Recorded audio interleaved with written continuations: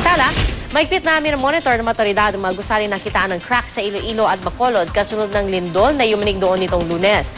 Pati ang mga infrastruktura tulad ng matulay, ininspeksyon din para masigurong hindi magdudulot ng disgrasya. Balitang hati ni Fabian Paredes ng GMA Iloilo.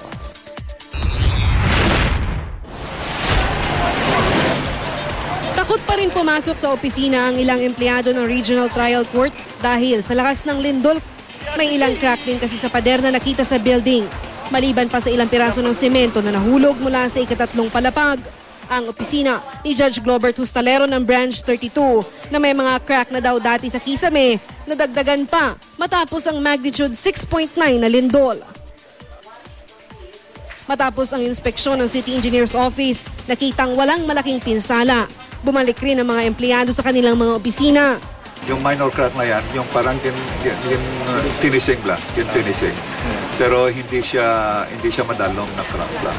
So ito yung mga hindi nakaka-affecto sa security and of course stability ng building.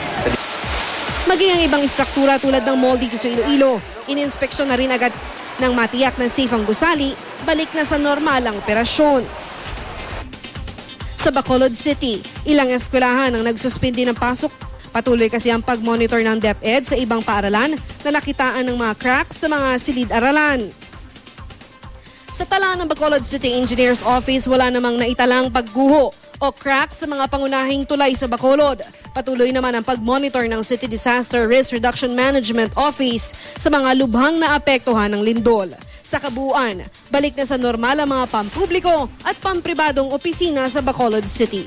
Mula dito sa Iloilo, Fabian Paredes, GMA News.